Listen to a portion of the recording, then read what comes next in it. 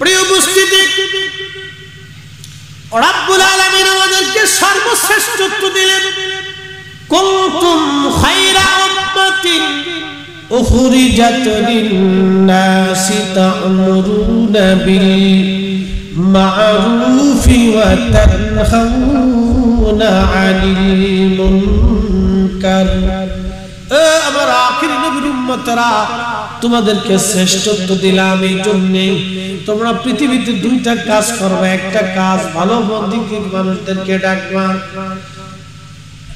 2 নম্বর কাজ তোমরা খারাপ কাজ থেকে মানুষদেরকে ফিরিয়ে রাখবা। শ্রেষ্ঠত্ব আল্লাহ দিলেন। হযরত ঈসা রূহুল্লাহ মুজাহাতুল মাজলিসের মধ্যে একটা ঘটনা লেখা হয়েছে। ঈসা রূহুল্লাহ আলাইহিস সালাম একটা মস্ত বড় পাথরের পাশ দিয়ে যাচ্ছেন। বিরাট বড় পাহাড়, এই পাহাড়ের পাশ দিয়ে ঈসা নবী পাশ দিয়ে যাওয়ার সময় লক্ষ্য করলেন একটা সাদা ধবধবে মার্বেল পাথর পড়ে আছে, একবারে সাদা, চকচকে সাদা, দুধের মতো চকচকে সাদা পাথর। আল্লাহ নবী ঈসা রূহুল্লাহ বললেন, ইয়া রাব্বি, এত সুন্দর পাথর জীবনে কোনোদিন দেখি নাই আল্লাহ। বাইরে এত সুন্দর, কিন্তু ভিতরে কি আছে আমি দেখতে চাই। আমার রব ডাকতে বলে, ঈসা রে, তাহলে তোমার লাঠি দিয়ে পাথরের মধ্যে তুমি আঘাত করো। তুমি তোমার লাঠি দিয়ে পাথরের মধ্যে আঘাত করো।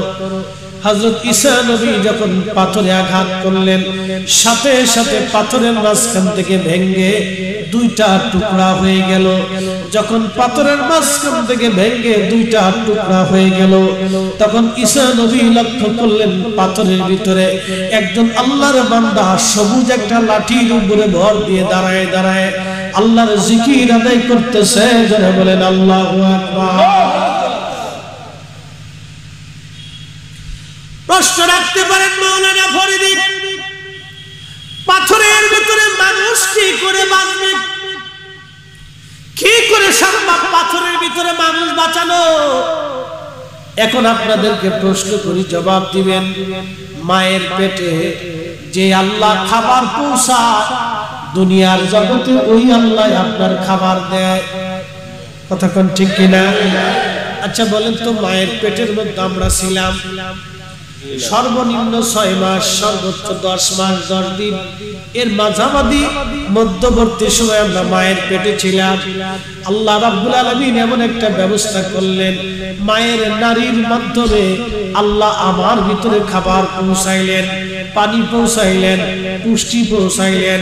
মা ফল খাইলে বাচ্চার ফল খাওয়া হয়ে যায়, মা লেবু খাইলে বাচ্চারও লেবু খাওয়া হয়ে যায়, মা রুটি খাইলে বাচ্চারও রুটি খাওয়া হয়ে যায়, মা খেজুর খাইলে বাচ্চারও খেজুর খাওয়া হয়ে যায়, মা সুস্থ থাকলে বাচ্চাটাও সুস্থ থাকা হয়ে যায়, মা সুস্থ থাকলে বাচ্চাটাও সুস্থ হয়, মা পুষ্টিগুণ সম্পন্ন হলে বাচ্চা পুষ্টিগুণ সম্পন্ন হয়।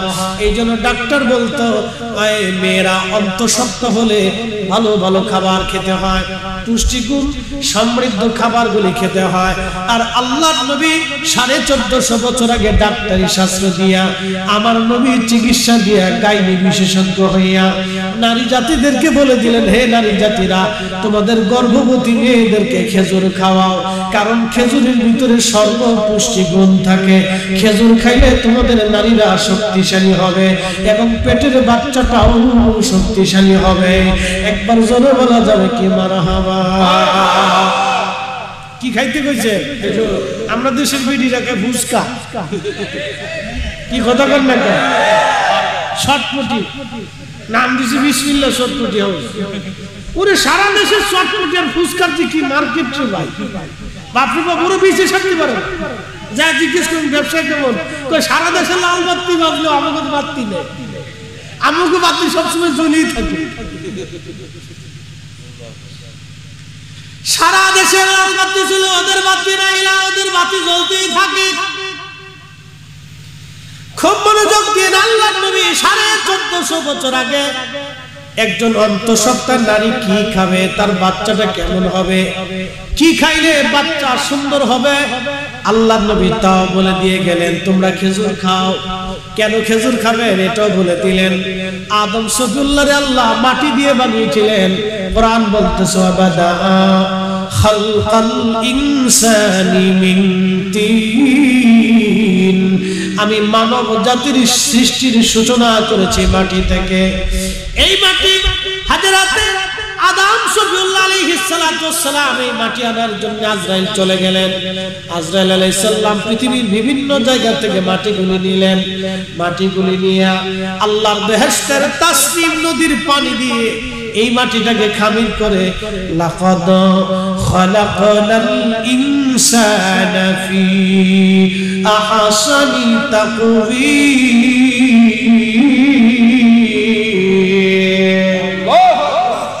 আল্লাহ সুন্দর চমৎকার সৌন্দর্য দিয়ে আমার রব মানুষ জাতি বানাইলেন। চার রঙের মশলা দিয়া, চার রঙের মশলা দিয়া যে কইরাছে তোর গঠন, চার রঙের মশলা দিয়া। আগুন পানি মাটি বাতাস একই যোগে করিয়া প্রকাশ। আগুন পানি মাটি বাতাস একই যোগে করিয়া প্রকাশ। দেখিলি না তুই কইরা তালাশ, ওরে দেখিলি না তুই কইরা তালাশ। কোন জায়গা সে মহাজন, চার রঙের মশলা দিয়া যে কইরাছে তোর গঠন, চার রঙের মশলা দিয়া। আগুন পানি মাটি বাতাস আব আতশ খাক বাদ। হুজুর গাউসে পাক মহিউদ্দিন আব্দুল কাদের জিলানী রাহিমাহুল্লাহ সিদরুল আসরারের মধ্যে লেখেন আব আতশ খাক বাদ, চারটা পদার্থ দিয়ে আল্লাহ মানব জাতির বডি আল্লাহ নির্মাণ করলেন, কিন্তু সূচনা করলেন আল্লাহ মাটি দিয়া। ওয়াবাদা খালকাল ইনসানি মিন তিন, আমি মাটি থেকে মানব জাতির সৃষ্টির সূচনা করলাম। এরপরে পানি, এরপরে বাতাস, এরপরে আগুন। আল্লাহ চারটা পদার্থ দিয়ে মানব দেহ বডি তৈরি করলেন। এই বডির ভিতরে ইঞ্জিন, রূহ নামক ইঞ্জিনটাকে আমার আল্লাহ ফিট করে দিলেন। তাও কত দিনে দেয় জানেননি? মার পেটের মধ্যে বাবা এবং মায়ের নির্গত নির্যাস এক ফোঁটা পানি। কোরআন শরীফ আল্লাহ বললেন সুম্মা জাআলা নাসলাহু মিন সুলালাতিন মিন মাইন মাহিন। আমি মানুষের বংশ বিস্তার করলাম, ছেলে দিলাম, মেয়ে দিলাম, নাতি দিলাম, পুতি দিলাম, ভাতিজা দিলাম, ভাগিনা দিলাম, আত্মীয় দিলাম, প্রতিবেশী দিলাম, বংশ বিস্তার করলাম। মানব জাতির শরীর থেকে নির্গত একটু আবহমান পানি, এই পানি থেকে আল্লাহ মানব জাতি বানাইলেন। একবার জোরে বলা যাবে কি আল্লাহু আকবার। ধাবমান পানি থেকে আল্লাহ রাব্বুল আলামিন মানব জাতিকে সৃষ্টি করলেন। ধাবমান পানি বাবা বক্ষদেশ, পৃষ্ঠদেশ, মায়ের বক্ষদেশ থেকে অ্যাডজাস্ট করে মায়ের রহিমের ভিতরে এক নিরাপদ আধারে আল্লাহ 40 দিন রিফাইন করলেন সর্বপ্রথম। এরপরে আল্লাহ এটাকে রক্তপিণ্ড করলেন। খালাকাল ইনসানা মিন আলাক, আমি মানুষকে সৃষ্টি করেছি রক্তপিণ্ড থেকে। এরপরে আল্লাহ রক্তপিণ্ডটাকে আরো আল্লাহ 40 দিন রিফাইন করলেন। এরপরে গোশত টুকরো, এরপরে আল্লাহ আরো 40 দিন রিফাইন করলেন।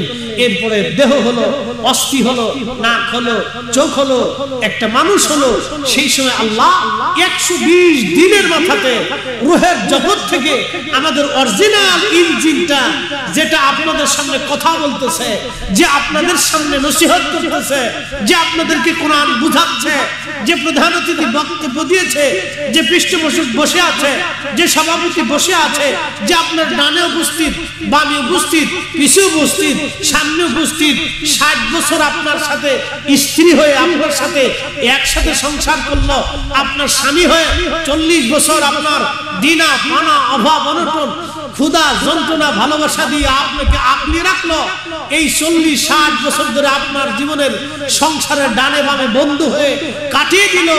সেই লোকটা, তার ভিতরের লোকটাকে আমরা আজও পর্যন্ত দেখি নাই, কিন্তু বাহিরের সুরতটাকে দেখছি, ভিতরের সুরতটাকে আজও পর্যন্ত দেখি নাই, ভিতরের মনের ভাব আজও পর্যন্ত পরিপূর্ণ মতো বুঝতে পারি নাই। সকালে এক রূপ, বিকেলে আর এক রূপ, দিলে খুশি হয়, না দিলে বেজার হয়। আপনি দিবেন যতদিন, ততদিন আপনি ভালো, দিতে পারবেন না। আপনার মতো খারাপ আর দুনিয়াতে কেউ নেই। ঠিক আসতে বললো ঠিক, জোরে বললো ঠিক, না বললেই ঠিক। কারণ হলো আপনাদেরকে বলে দিয়ে যায়, যতদিন দিবেন, ছেলে খুশি মেয়ে খুশি, দিতে পারবেন না, বৃদ্ধ হয়ে যাবেন, লাঠি হাতে নিবেন, অসুস্থ হবেন, ক্যান্সারে পড়ে যাবেন, আলসারে পড়ে যাবেন, এই আপনার কি বলে পক্ষঘাতে পড়ে যাবেন। ছেলে বলবে মরে না কেন, বেটার বউ বলে ঘ্যান ঘ্যান ভালো লাগে না, আর সংসারের লোকজন বলে জঞ্জাল চলে গেলেই ভালো, এটা বেশি দিন টিকে না। বিভিন্ন জনের কাছে দোয়া চাই, একটু দোয়া করেন, আব্বার অবস্থা ভালো না, হয় আল্লাহ নিয়ে যাক, না হলে সুস্থ করে দিক। অসুস্থটাকে আর কেউ পছন্দ করে না। কি কথা কর না কেন, ঠিক কিনা? জীবনের বাস্তবতা এটাই। অতএব যাকে খুশি করলে আখিরাতে মুক্তি হবে, তাকে খুশি করে দেওয়াটাই বুদ্ধিমানের কাজ।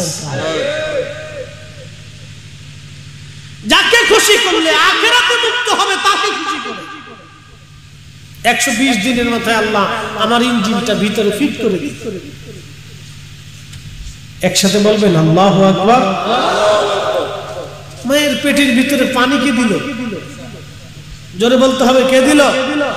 খাবার কে দিল? অক্সিজেন কে দিল? পুষ্টি কে দিল?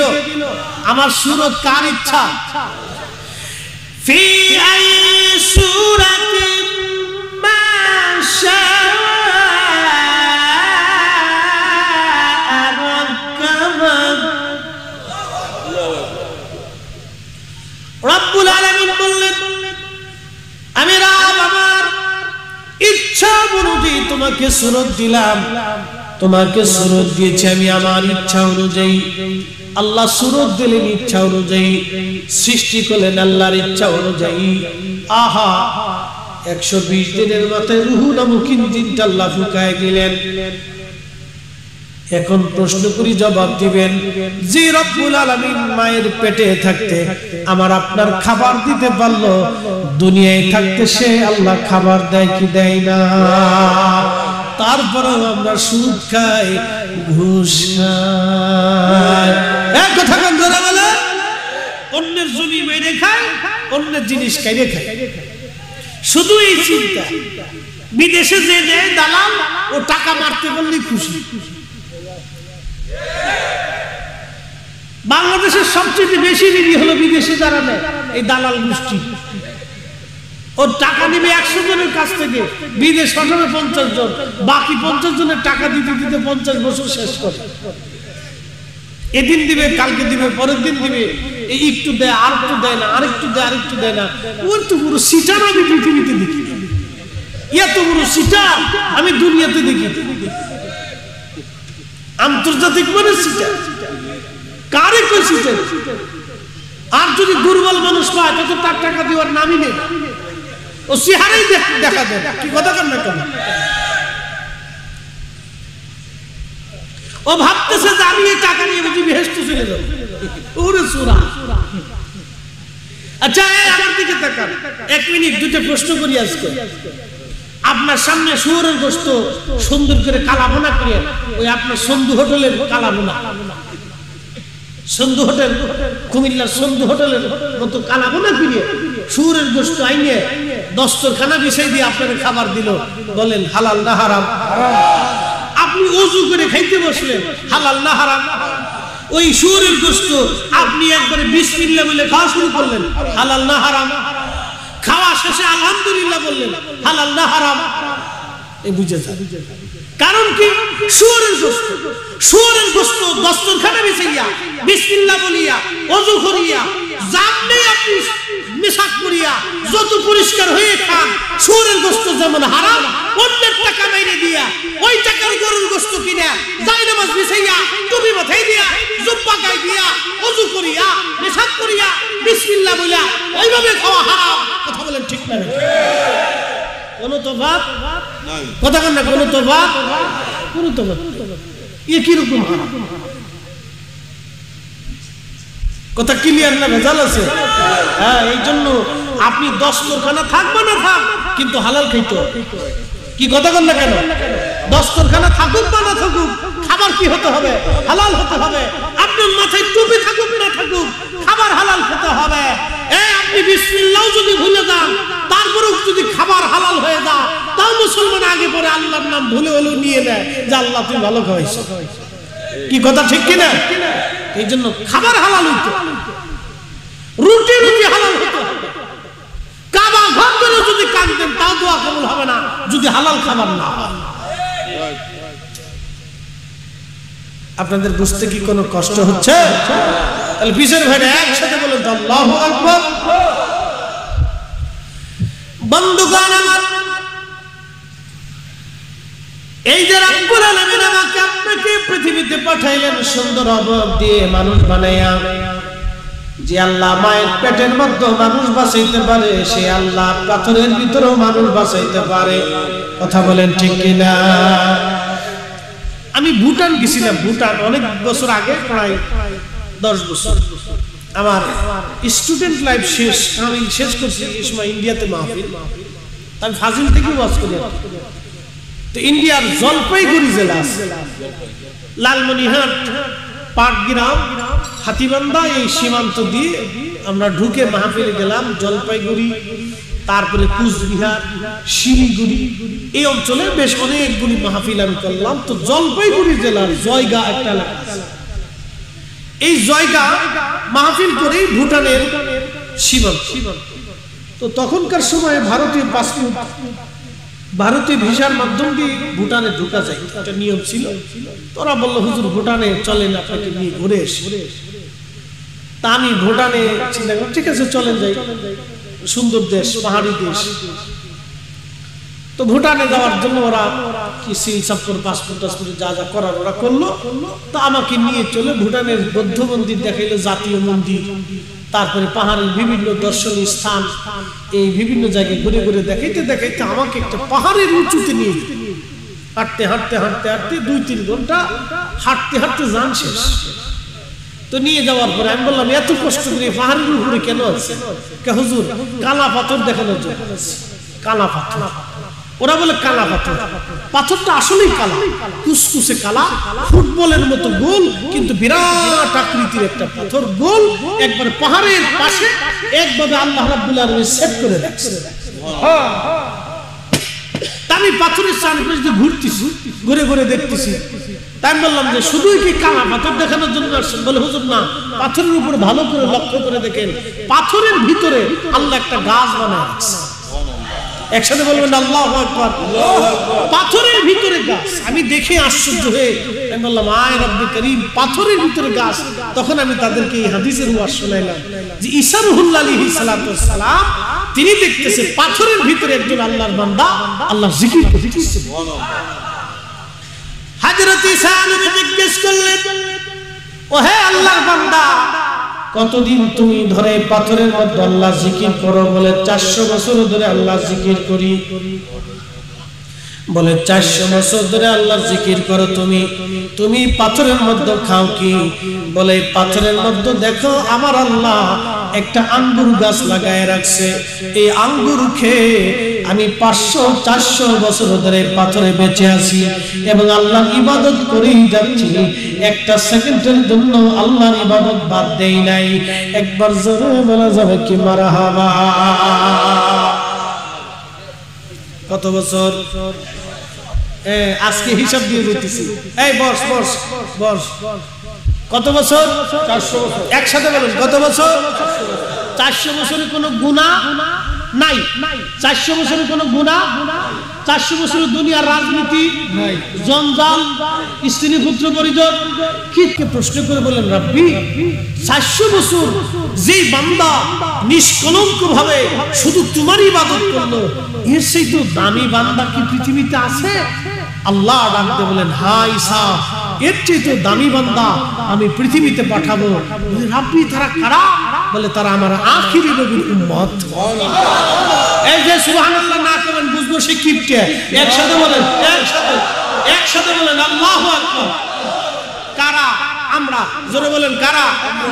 মসজিদে জুতা চুরির জন্য, সুদ খাওয়ার জন্য, হারাম খাওয়ার জন্য, মাথায় বাড়ি দেওয়ার জন্য, মারামারি করার জন্য, এই মানুষের মুরগি চুরি করার জন্য, গরু চুরির জন্য, ডাকাতি করার জন্য, শিকারি করার জন্য, বাটপারি করার জন্য না, এইগুলোর জন্য আল্লাহ আমাদেরকে শ্রেষ্ঠত্ব দেন নাই, নবীর আদর্শ মানার জন্য শ্রেষ্ঠত্ব দিয়েছে। কথা বলেন ঠিক কিনা?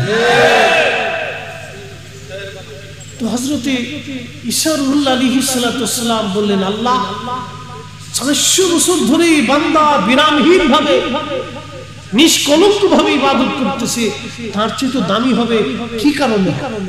কারণ কি? আল্লাহ ডাকতে বলে, ঈসা কারণ তোমাকে বুঝাই, আমার আখিরি নবীর উম্মতের ভিতরে এমন কিছু কিছু ফজিলত আমি আল্লাহ দিয়ে দেব। এমন কিছু রাত হবে, দিন হবে, এমন কিছু ফজিলত হবে যে এই বান্দার 400 বছরের ইবাদতের চাইতেও সেই ইবাদতগুলি এক মুহূর্তেও দামি হয়ে যাবে। জোরে বলেন মারহাবা। এখন আপনি প্রশ্ন করতে পারেন, ফরিদি হুজুর সেটা কেমন? আমি আপনাকে এখন দলিল দিয়ে দিচ্ছি। আগামীকাল কি বার? জোরে বলেন শুক্রবার। এটা তো বাংলায় বলছেন, আরবিতে কি? জুমা। আরবিতে কি? জুমা। এটার একটা হাদিসে আল্লাহ রাসূল বিশুদ্ধ হাদিসে বলেছেন, সাইয়্যিদুল আইয়াম, দিনের সরদার, শ্রেষ্ঠ দিনের একটা দিন। একসাথে বলবেন না মারহাবা। কালকে কি জুমা পড়া লাগবে না? জোরে বলেন না ইনশাআল্লাহ। ইনশাআল্লাহ। কিন্তু আমাদের দেশে দুই ধরনের মুসল্লি, এক মুসল্লি আগে যায় আর আরেক মুসল্লি সেট পেট মাইয়া ভাববুক লইয়া ফিসে ফিসে ফিসে ফিসে কুত্তি কুত্তি যায়। আমাদের ফরিদপুরের ভাষায় মানে কুতাকুতি করতে করতে যায়, খুব দুর্বল, তো ঝিমিতি ঝিমিতি ঝিমিতি যায়। ইমাম সাহেব যখন খুতবা শুরু করবেন তখন পিছনে চুপচাপ যে বসে থাকে, কোন রকম মরা মুরগির মতো নামাজ পড়ে, ঠুকুর ঠুকুর ঠুকুর ঠুকুর নামাজ পড়ে ও চিন্তা করে বিরাট বড় বিপদে পড়ে গেছি, ওই বিপদ ছেড়ে দিয়ে মসজিদ থেকে বেরোয় বাকি দোয়া কালাম আর কিছু নেই, মসজিদ থেকে বেরোয় বাড়ি চলে আসছে। এরকম মুসল্লি আছে না? এটা সাপ্তাহিক মুসল্লি, সারা সপ্তাহে মসজিদে যাবে না, শুধু জুমার দিন যাবে। কি কথা কন না? কোন দিন যাবে? শুধু জুমার দিনে মুসল্লি, আর কোন ওয়াক্তে মুসল্লি নাই। এটা হলো সাপ্তাহিক মুসল্লি, বতরি মুসল্লি। এটা নাম দিছি বতরে মুসল্লি। সামনে আসবে রাজনৈতিক মুসল্লি। বলে হুজুর রাজনৈতিক মুসল্লি কি? নির্বাচন আসার পরে দেখবেন যে জীবনে নামাজ পড়ে নাই কেউ নামাজ পড়তেছে, ফ্যানটি টিস্যু ব্যবহার করে নাই, মুইতে সেলিব্রেশন স্টার্ট করে সেল লাগাই দিছে, কেউ নামাজে হারাই গেছে। এটার নাম হলো রাজনৈতিক নামাজ। কি কথা কন না কেন? কি নামাজ? রাজনৈতিক নামাজ। এই রাজনৈতিক নামাজের অভাব হবে না, নির্বাচন খালি আসলে দেয়। কুমিল্লার মুসলমান না ব্রাহ্মণবাড়িয়া, মুরাদনগর না, মুরাদনগরবাসী খুব মনোযোগ দিবেন। কালকে জুমার দিন আমি আপনাদেরকে শ্রেষ্ঠত্ব বলে দিয়ে যাই। সুনান তিরমিজিতে জুমার ফজিলত লিখতে যাইয়া আল্লাহর নবীর একখানা হাদিস, বিশুদ্ধ হাদিস ইমাম তিরমিজি লেখেন। আল্লাহর নবী বলেন, উম্মত রে, জুমার দিনে তোমরা যদি জুমার নামাজ আদায় করার জন্য কুরআনে আল্লাহ বলে দিয়েছেন, ইয়া আইয়ুহাল্লাযীনা আমানু ইযা নুদিয়া লিস-সালাতি ইয়াউমিল জুমআ, যখন ইমানদার জুমার নামাজের জন্য আহ্বান করা হয়, আযান দেওয়া হয়, তখন তোমরা আর বসে থাকো না। ফাসআউ ইলা যিকরিল্লাহি ওয়া যারুল বাই'। তোমরা তোমাদের ব্যবসা বাণিজ্য বাড়িঘর চিন্তা চেতনা যা কিছু আছে সব ছেড়ে দিয়ে তোমরা আল্লাহর জিকির আদায় করার জন্য, আল্লাহর স্মরণ করার জন্য জুমার নামাজে তোমরা মসজিদে চলে এসে যাও। আর দেরি করবে না। এই জন্য জুমার আজান হয়ে গেলে ব্যবসা বাণিজ্য কাজ বাজ যার যা কিছু আছে সব গুটায়া আল্লাহর ঘরের দিকে রওনা করাটা উচিত, নতুবা গুনাহের ভাগীদার হয়ে যাবেন। আল্লাহ নবী আরো বলে দিলেন, জুমার নামাজে তুমি যখন রওনা করবা, গোসল আসল করে পবিত্র হয়ে সুন্দর পোশাক পরে জুমার নামাজ পড়ার জন্য বের হয়ে গেলা। জুমার নামাজ পড়ার জন্য পায়ে হেঁটে হেঁটে হেঁটে হেঁটে তুমি মসজিদ আসবা, ইমাম সাহেবের কাছাকাছি এসে বসবা। ইমাম সাহেবের কাছাকাছি বসার পরে ইমাম সাহেবের খুতবা শুনবা। ধীর স্থিরতার সাথে আদবের সাথে মসজিদের মধ্যে বসে নামাজ আদায় করে তুমি আবার পায়ে হেঁটে হেঁটে হেঁটে হেঁটে বাড়ি চলে যাবা। শুধু এই আদবের সাথে ইখলাসের সাথে আল্লাহর সন্তুষ্টির জন্য তুমি জুমাতে আসলা আর গেলা, আসলা আর গেলা। আস্তে আস্তে আস্তে আস্তে পায়ে হেঁটে হেঁটে 400 কদম। কত কদম? জোরে বলে। এরকম আসে না অনেক মুসল্লি মসজিদ থেকে পায়ে হেঁটে গেলে 400 কদম আসে না? আছে। আমি 400 কদমের হিসাব ধরলাম, যেহেতু ওই লোক 400 বছর ধরে পাথরের ভিতরে নামাজ পড়তেছে, তো ওই লোকের থেকে আমাদেরকে আল্লাহ কেন শ্রেষ্ঠত্ব দিলেন? একটা ফজিলত থেকে বুঝে যান, বাকিটা বুঝার দরকার নাই। একটা বুঝে যান, পায়ে হেঁটে হেঁটে হেঁটে হেঁটে আপনি মসজিদে গেলেন, এক কদম এক কদম এক কদম এক কদম করে 400 কদম হলো।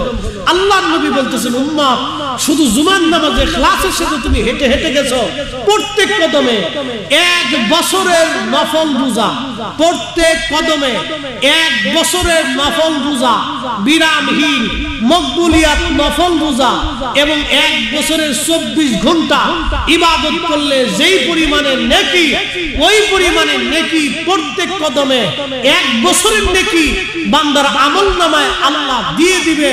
এরকম 400 কদম হলে 400 বছর, যদি ফিরে আসে আরো 400 কদম, তাহলে 800 বছর খালি জুমার নামাজে যাবেন আর আসবেন, তাতে আপনার 800 বছরের নেকি হয়ে যাবে।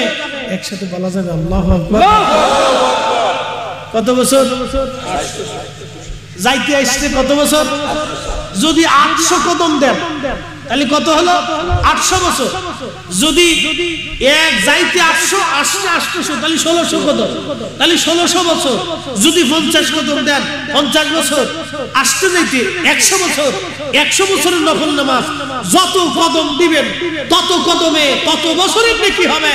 তাহলে ঈসা আলাইহিস সালাম ডাক দিয়ে বলতেছেন, ইয়া রাব্বি, তাহলে আমার ওই নবীর উম্মত বানাই দেন। ওই নবীর উম্মত, জোরে বলেন, ওই নবীর উম্মত।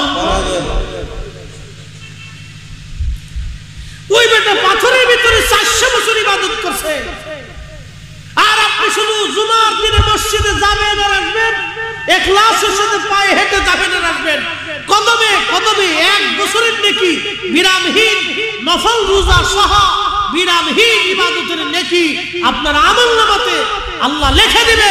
সে 400 বছর ধরে পাথর ইবাদত করছে, আর আল্লাহ আমাদের মসজিদে শুধু যাবেন আর আসবেন, তাতেই কদমে কদমে 1 বছরের নেকি লিখে দিবে। এটা আমাদের রাসূলের কারণে। কথা বলেন ঠিক না বেঠিক? এই জন্য আরবিতে একটা প্রবাদ আছে, শরফুল মাকিনা ও শরফুল মাকাম, শরফুল মাকানি ও শরফুল মাকিন। কিছু জায়গার কারণে মানুষের দাম বাড়ে, কিছু মানুষের কারণে জায়গার দাম বাড়ে। আচ্ছা, আপনাদেরকে বলি, কারবালাতে ইমাম হুসাইন শহীদ হয়েছেন কিনা? আচ্ছা, কারবালায় মুসলমান কি জন্য যায়? হুসাইনের জন্য যায়। জোরে বলেন, কার জন্য যায়? জোরে বলেন, কার জন্য? মিশরের আল আজহার বিশ্ববিদ্যালয়ে ইমাম হুসাইন রাদিয়াল্লাহু আনহুর মাথা মুবারকের মাজার। পৃথিবীতে একজনের 2টা মাজার। পৃথিবীতে 1% একজন ব্যক্তি তার 2টা মাজার আছে। তিনি একজন ইমাম হুসাইন। ওনার দেহ মুবারকের মাজার হচ্ছে ইরাকের কারবালা, আর মাথা মুবারকের মাজার হচ্ছে মিশরের আল আজহার বিশ্ববিদ্যালয়ের পাশে। একসাথে বলবেন আল্লাহু আকবার। দুইটা মজা, মিশরেও মানুষ যায়, কারবালাতেও মানুষ, দুই জায়গায় জিয়ারত, একসাথে দুই জায়গায় ওনার জিয়ারত। মিশরে ওনার মাথা থাকার কারণে মানুষ ওইখানে যায়, কারবালাতে দেহ থাকার কারণে মানুষ ওইখানে যায়। যদি কারবালায় দেহ না থেকে বাংলাদেশে আসতো তাহলে বাংলাদেশে মানুষ আসতো। যদি মাথা মোবারক মিশরে না থেকে আফ্রিকাতে চলে যেত তাহলে পৃথিবীর মানুষ আফ্রিকাতে যেত। একসাথে বলবেন আল্লাহু আকবার। ওনাদের এত দাম কেন? কিসের জন্য ওনাদের এত সম্মান? একটা মাত্র কারণ, ওনারা আল্লাহর নবী রাসূলের বংশে এসেছিলেন, আল্লাহর হাবিবের নসলে ওনারা পৃথিবীতে এসেছিলেন। আর উনি এমন একজন ব্যক্তি যিনি মিথ্যার কাছে মাথা নত করেন নাই। আমরা সামান্য সুদের টাকা হলে মাথা নত করি, ঘুষের টাকায় আমরা মাথা নত করি। নির্বাচন আসবে, 500 টাকা দিলে আমরা 6 জনকে ভোট দিয়ে দেই। কি কথা কন না কেন?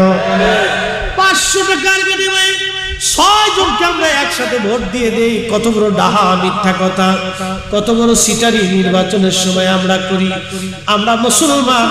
আর সেদিন ইমাম হুসাইনকে তিনার ইয়াজিদের সৈন্যরা কোটি কোটি টাকার অফার দিয়েছিল, তারপরেও তিনি আদর্শ জলাঞ্জলি দেন নাই।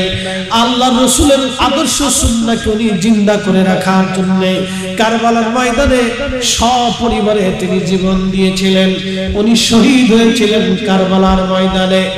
কারবালার ময়দানে উনি শহীদ হয়েছিলেন। আহা, কত কঠিন সেই দিন ছিল। আহা, হযরত ইমাম হুসাইন রাদিয়াল্লাহু আনহু তিনি একা একা লড়াই করেছিলেন।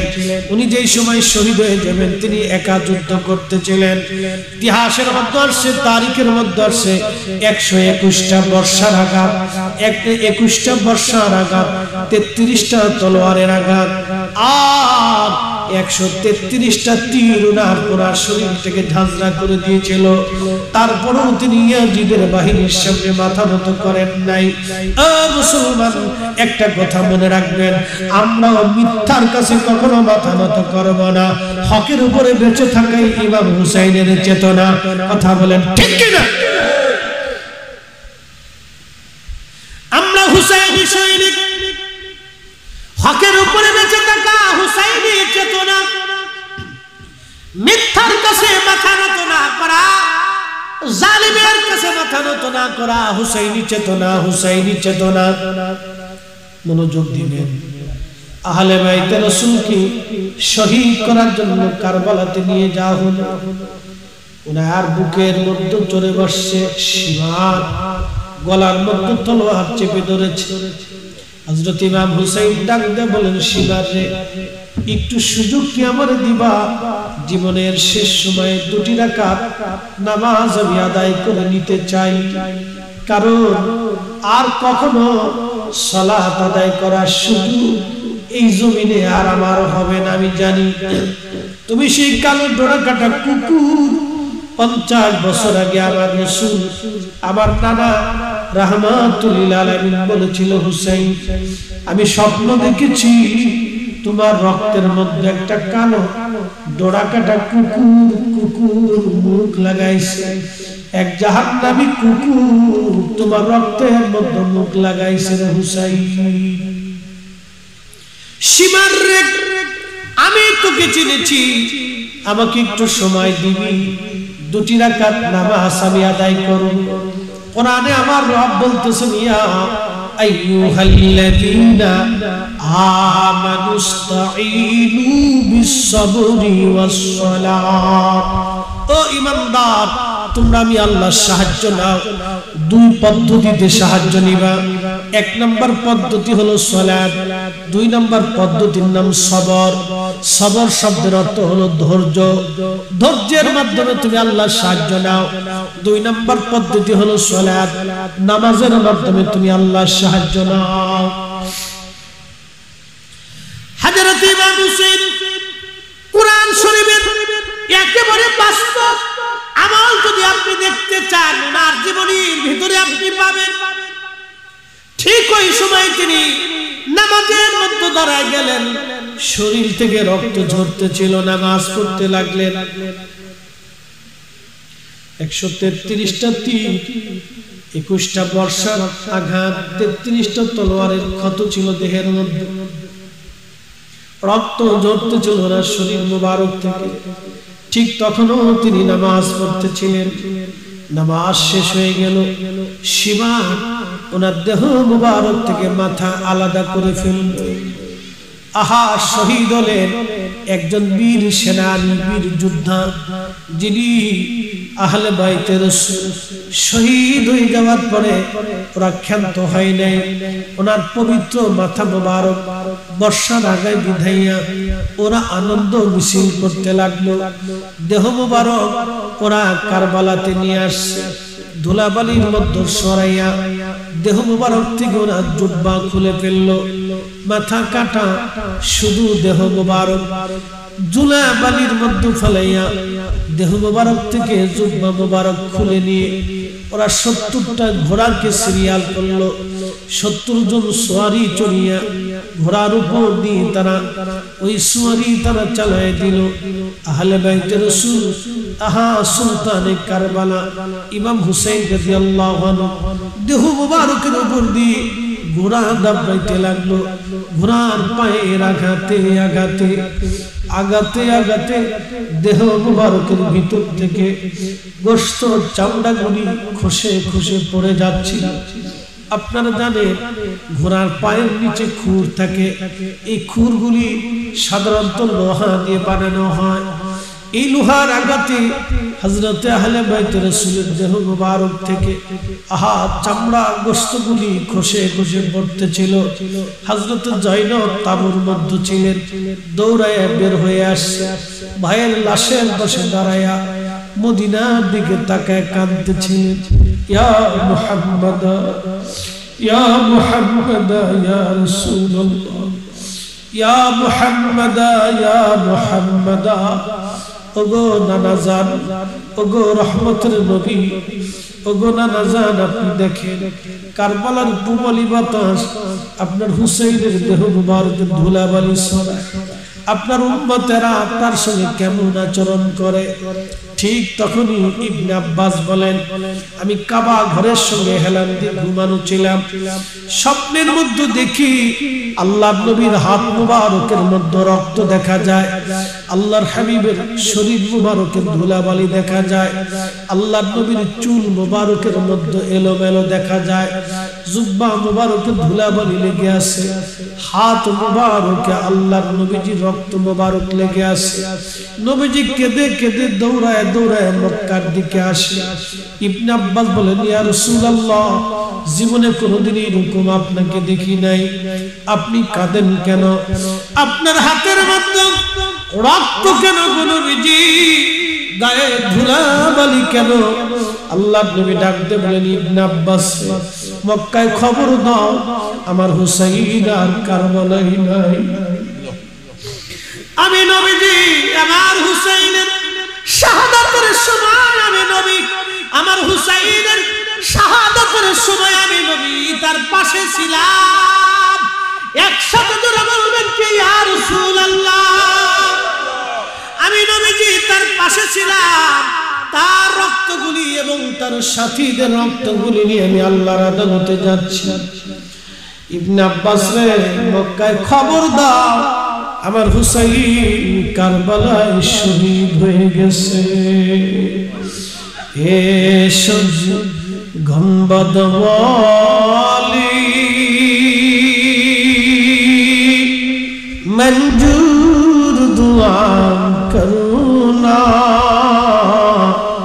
जब वक्त नजर आए आका दीदार अता करना, दीदार अता करना। मैं कब्र अंधेरी में घबराऊंगा जब तन्हा में, कब्र अंधेरी में घबराऊंगा जब तन्हा इमदाद मेरी करनी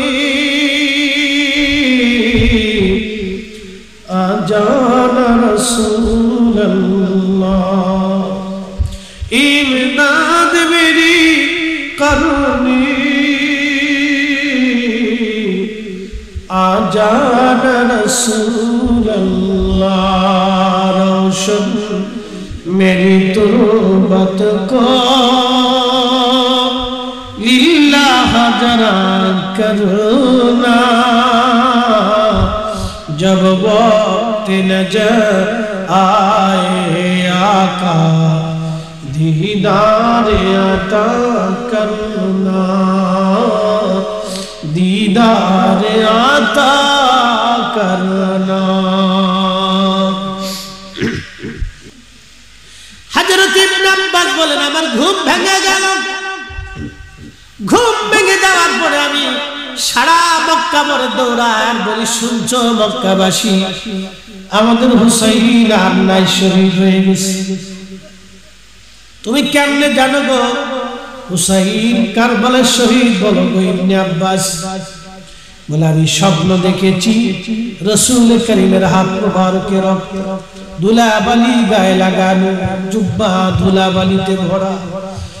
জিজ্ঞেস করার পরে নবীজি বলেন ইবনে আব্বাস কারবালার ময়দানে ছিলাম আমার হুসাইনের শাহাদাতের সময়। একবার জোরে বলা যাবে কি আল্লাহু আকবার? এই হাদিস ইমাম ইবনে কাসির আল বিদায়ার মধ্যে লিখেছেন এবং লিখেছেন হাযা হাদিসুন সহিহুল ইসনাদ। হাদিসের সনদ বিরাট বড় মজবুত এবং শক্ত এবং একেবারে বিশুদ্ধ। বিশুদ্ধ কথা থেকে জানতে পারলাম উম্মতের কঠিন মুহূর্তে ইন্তেকালের সময় আমার নবী রাহমাতুল লিল আলামিন আসতে পারে। কথা কন না কেন? ঠিক কি না? উম্মতের কবরে রাসূল আসতে পারে, উম্মতের কবরে রাসূল আসতে পারে। নেককার মানুষ যখন মারা যায় তখন অনেক নেককার ওলিরা রূহানি সুরতে এসে ওই নেক বান্দার জানাজায় উপস্থিত হয়ে জানাজা মকবুল করায়। একসাথে বলবেন না মারহাবা? কবরের ভিতরে তার সওয়াল জবাব যদি সহজ হয়, আল্লাহ নবী রাহমাতুল লিল আলামিন কঠিন সময় আশিকদের কবরে আসতে পারে। একসাথে বলবেন না আল্লাহু আকবার? তাহলে আমাদের কাজ কি? দুনিয়ার থেকে বেশি বেশি অন্যায় করা নাকি? বলে আমাদের কাজ হলো দুনিয়া থেকে আল্লাহর নবীকে খুশি করা। কথা বলেন ঠিক কি না? সেটা সুন্নতের মাধ্যমে, দাড়ির মাধ্যমে, টুপির মাধ্যমে, পাগড়ির মাধ্যমে, জুব্বার মাধ্যমে, হক হালালের মাধ্যমে, মুস্কি হাসির মাধ্যমে, সুন্নতের মাধ্যমে, গরিব মানুষকে দানের মাধ্যমে, অভুক্তকে খাওয়ানোর মাধ্যমে, অভাবীকে দেওয়ার মাধ্যমে, অসুস্থকে সেবা করার মাধ্যমে আমরা আল্লাহর নবীকে খুশি করতে পারি। কথা বলেন ঠিক কিনা? শোনেন, আপনাদেরকে আজকে একটা ধর্ম শিখে ফরিদি সাহেবের মাথায় পাগড়ি দিয়ে খুব সুন্দর করে আপনি রাস্তা দিয়ে হেঁটে যাচ্ছেন, চমৎকার পাগড়ি, গায়ে বিরাট বড় জুব্বা, দামি জুব্বা। আপনি মসজিদে যে সারা রাত্র নামাজ পড়ছেন, কিন্তু আপনার পাশের বাড়ি একজন লোক ক্ষুধার্ত, আপনি তার খাবার দেন। বলে কি পরিমাণ জবাব হবে? বলে একসাথে বলেন। জবাব দিচ্ছেন না আপনারা? আহা, কিচ্ছু হবে না। বলে কেন? সহিহ মুসলিমে একটা বিশুদ্ধ হাদিস আজকে শোনাই দিয়ে যায়। কিয়ামতের মাঠে আল্লাহ ডাক দিবে, এ বান্দা আমি ক্ষুধার্ত ছিলাম, তুমি আমাকে খাবার দাও। বান্দা বলবে, রাব বলো কি? তুমি তো নিজেই রাজ্য, তুমি আবার কখন ক্ষুধার্ত ছিলে? আল্লাহ তুমি তো সবাইকে খাবার দিছো। আল্লাহ ডাক দিয়ে বলবে, বান্দারে তোমার প্রতিবেশী ক্ষুধার্ত ছিল, তুমি তারে খাবার দাও নাই। যদি তুমি তাকে খাবার দিতাম, ওই দিন তার খাওয়া হতো না, শুধু আমি রব্বে কারীমের খাওয়া হয়ে যাইত। একসাথে বলেন আল্লাহু আকবার। এই জন্য বুঝে যাবেন ধর্ম, দিন বুঝাটা জরুরি। আল্লাহ নবী বললেন কিয়ামতে আল্লাহ আরো ডাক দিব, ও বান্দা আমি অসুস্থ ছিলাম, তুমি আমার সেবা করো নাই। আল্লাহর বান্দা বলবে, রব বলেন কি আপনি তো নিজেই শাফি, শেফা দানকারী তো আপনি, পৃথিবীতে সমগ্র রোগের ওষুধ তো আপনি দিয়েছেন, কখন আবার আপনি অসুস্থ ছিলেন? ইয়া রব, আল্লাহ ডাক দেবে, বান্দা তোমার প্রতিবেশী অসুস্থ ছিল, তুমি সেবা করো নাই, ওষুধ কিনে দাও নাই, ডাক্তার দেখাও নাই। যদি সেই দিন তুমি তোর সেবা করতা, ওষুধ কিনে দিতা, আমি রব্বুল আলামিনের সেবা করা হয়ে যাইতো। একসাথে জনে বলবেন কি মারহাবা। এগুলি আপনি বুঝে যাবেন।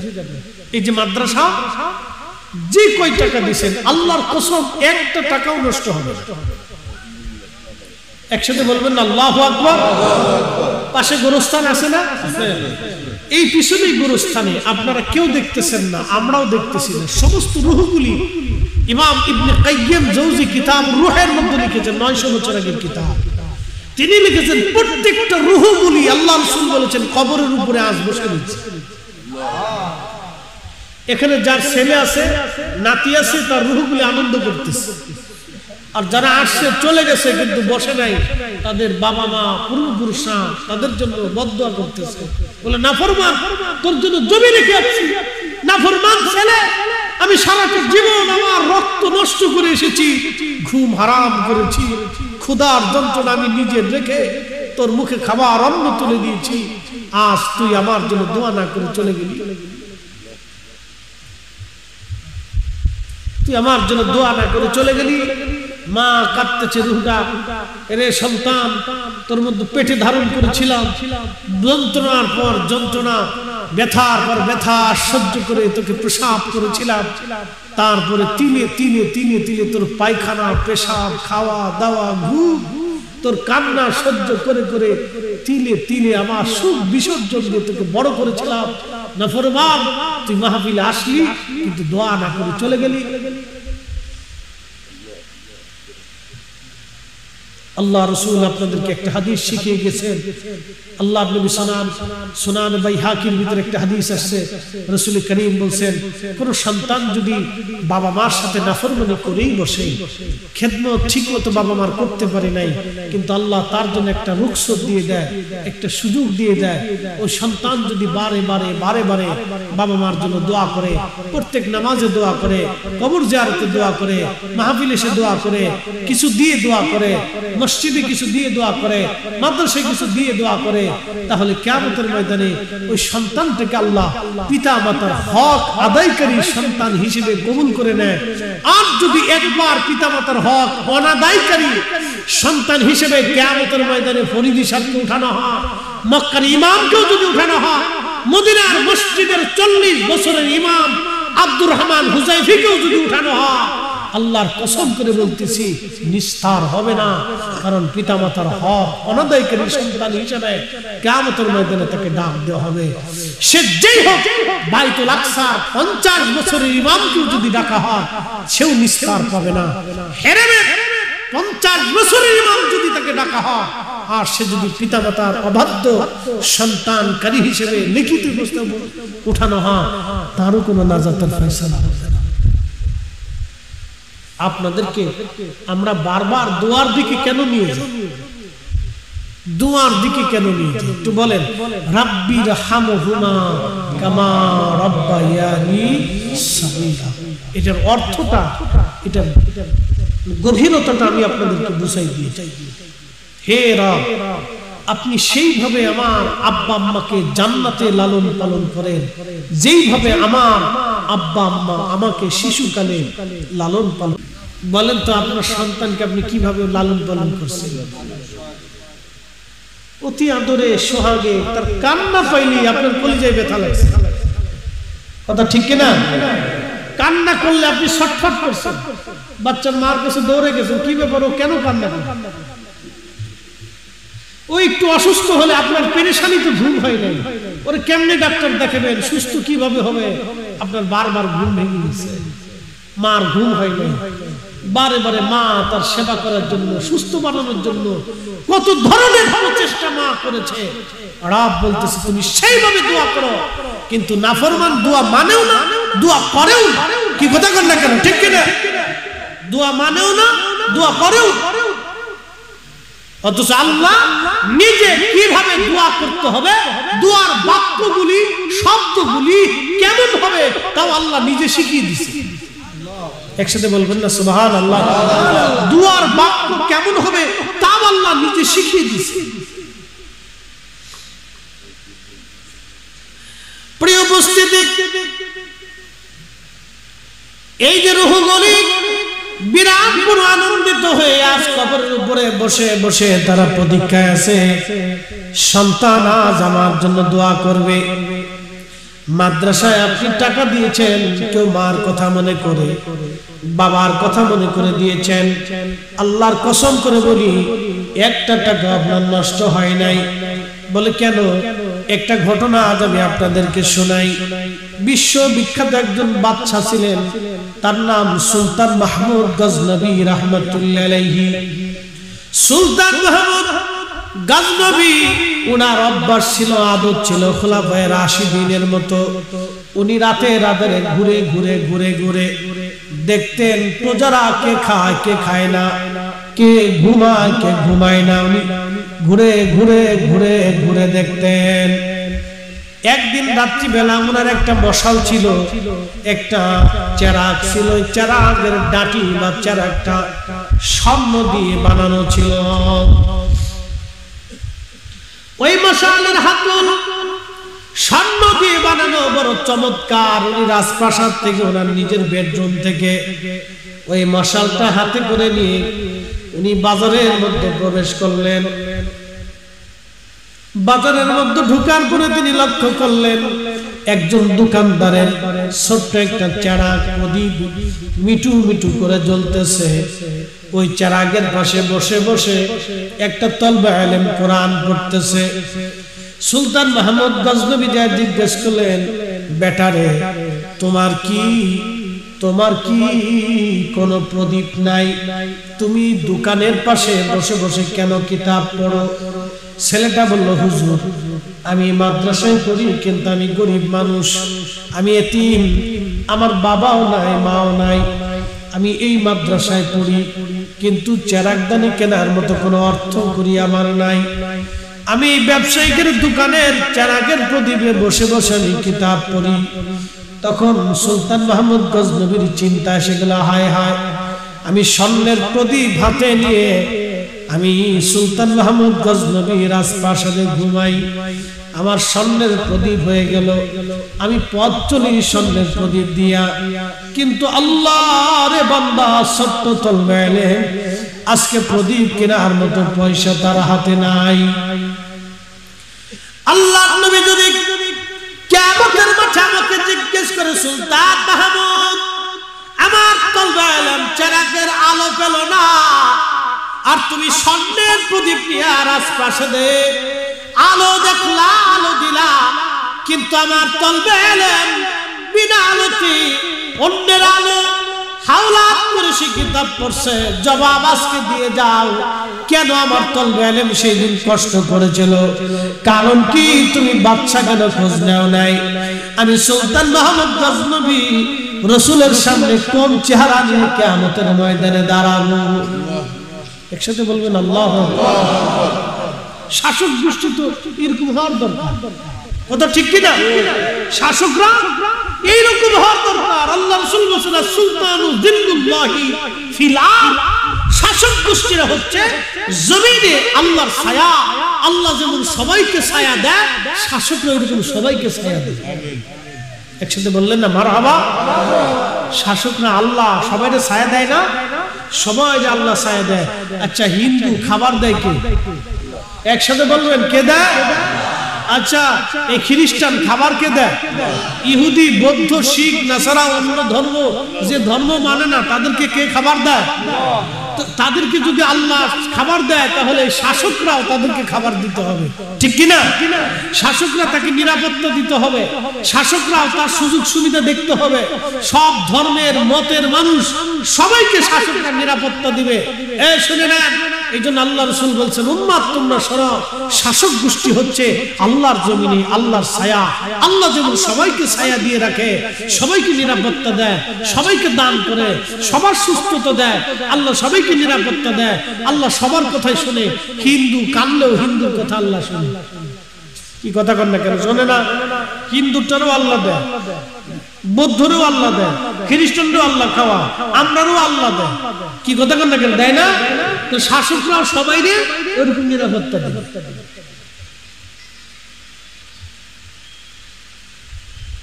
তো খুব মনোযোগ দিবে। আরেকটু বুঝি, ডাক্তারের কি কোনো ধর্ম আছে? ধর্ম বিবেচনা করে ডাক্তার কি ওষুধ দেয়? আমি ভারতে ডাক্তার দেখালাম, হিন্দু ভদ্রলোক, সে আমাকে দেখার পরে আমার বডি টডি চেকআপ টেকআপ করার পরে আমাকে প্রেসক্রিপশন করলেন, আমাকে বসে বসে অনেক সময় দিলেন, বললেন আপনারা ধর্মগুরু, ওনাদের ভাষা, তা আপনাদেরকে মানুষ ভালো মন্দ খাওয়ান, কিন্তু বেশি বেশি খেতে হবে, যেটা লবণ কম আছে সেটা খান, যেটা তেল কম আছে সেটা বেশি বেশি খান। আমি বললাম এটার তো সুযোগ নাই, ওকে বাঁচতে হলে খাইতে হবে কিছু।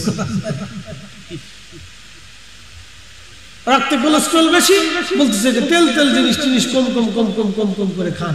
তো বসে বসে আমাকে প্রেসক্রিপশন দিলেন। আচ্ছা, উনি যদি ধর্মের দৃষ্টিতে আমাকে দেখতেন তাহলে ভাবতেন একটা মুসলমান, একে আমি ভালো চিকিৎসা দিতে পারি না। কিন্তু উনি ধর্ম দেখেন নাই, উনি দেখছেন মানুষ। এক কথা কর না কেন? জোরে বলেন, উনি কি দেখছে? মানুষ। বাংলাদেশের ধর্মীয় ইসলামের কোন মুসলমান ডাক্তারের কাছে যদি হিন্দু যায়, তাহলে বলেন উনি কি হিন্দুকে হিন্দু দেখে চিকিৎসা করা? কি দেখে করা? মানুষ দেখে চিকিৎসা করা। উনি মানুষ দেখে চিকিৎসা করা। এই জন্য ডাক্তার যেরকম চিকিৎসা দেয় মানুষ দেখে, রাষ্ট্র চলবে এরকম মানুষ দেখে। রাষ্ট্রের যিনি প্রধান থাকবে তিনি সব মানুষের নিরাপত্তার ব্যবস্থা করবে, দলে মতে তার বেদলে দলে, তার ভিন্ন মতের সবাইকে সে নিরাপত্তা দিবে। কথা বলেন ঠিক না? সবাইকে যে সমান চোখে দেখতে পারবে সে হলো অরিজিনাল সুলতানু জিল্লুল্লাহি ফিল আরদ, সে জমিনের অরিজিনাল শাসক। প্রিয় উপস্থিতি, খুব মনোযোগ দিবেন।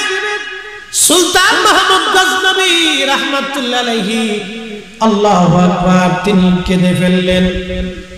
ওই স্বর্ণের প্রদীপখানা হাতে দিয়ে বললেন, বেটারে, আমি তোমার এই প্রদীপটা দিলাম, আজকে থেকে এই প্রদীপের আলো দিয়ে তুমি কিতাব পড়বা। ছেলেটা খুশি বলে স্বর্ণের প্রদীপ নিয়ে চলে গেল। সুলতান মাহমুদ তিনি প্রাসাদে ফিরে আসলেন।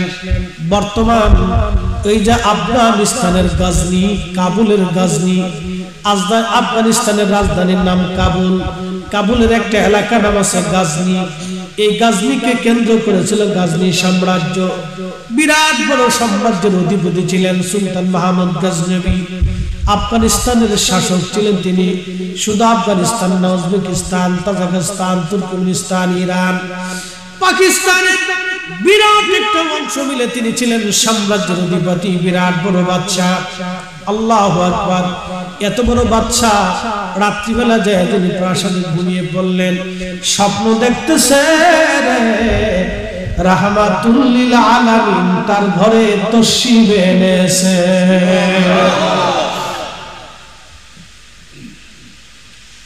সুলতান মাহমুদ গজনবী দাঁড়িয়ে সালাম করলেন। প্রিয় নবীজি তাকে ডেকে বললেন, সুলতান, তোমার কাছে আমি একটা সুসংবাদ নিয়ে আসছি। সুলতান মাহমুদ গজনবী বললেন, ইয়া রাসূলুল্লাহ, এই মিসকিন নাফরমান নালায়েকের ঘরে রাহমাতুল লিল আলামিন তশরিফ এনেছে। আল্লাহর নবী বললেন, সুলতান মাহমুদ, আজকে শুনে যাও, তুমি আজকে স্বর্ণের প্রদীপ দিয়ে আমার একজন তলাবাকে আর সম্মান করেছো, যে কোরআন হাদিস অন্বেষণ করে একটা স্বর্ণের প্রদীপ দিয়ে তুমি সম্মান করেছো। রে সুলতান মাহমুদ, তুমি তারে সম্মান করো নাই, মূলত আমাকেই তুমি সম্মান করেছো। আল্লাহু আকবার। এ সুলতান, তুমি তাকে সম্মান করো নাই, মূলত আমাকেই সম্মান করেছো। সুলতান, আমি রাসূল খুশিতে তোমাকে সুসংবাদ দিতে এসেছি। শোনো, আমি আল্লাহর নবী তোমাকে দোয়া করে গেলাম, দুনিয়াতেও আল্লাহ তোমাকে সম্মানিত করবে, আখিরাতেও আল্লাহ তোমাকে সম্মানিত করবে। একসাথে বলবেন না আল্লাহু আকবার। উনি পৃথিবীর কোন যুদ্ধে হারেন নাই। সুলতান মাহমুদ গজনবী 17 বার যুদ্ধ হয়েছে। উনি এমন একজন জেনারেল ছিলেন, এমন একজন সেনাপতি ছিলেন, একটা বারও উনি হারেন নাই। একসাথে বলবেন না আল্লাহু আকবার। একটা বারও হারেন নাই। প্রত্যেকবার আল্লাহ ওনাকে বিজয় দিয়েছে, শুধু আল্লাহ রাসূলের দোয়ার কারণে, শুধু আল্লাহর হাবিবের দোয়ার কারণে আল্লাহ ওনাকে বিজয় দিয়েছে।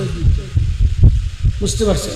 এজন্য শাসক গোষ্ঠীরা তারা ওইরকমই ছিল, ওইরকমই ছিল। তারা মানুষদের ন্যায়কে প্রতিষ্ঠিত করছেন। তাহলে বলেন, আজকে যারা মাদ্রাসায় দিচ্ছেন লাভ হয়েছে না লস হয়েছে? হ্যাঁ, আপনার 1 টাকাও নষ্ট হয়, আল্লাহর কসম করে বলি, জীবনের বহু টাকা নষ্ট হতে পারে।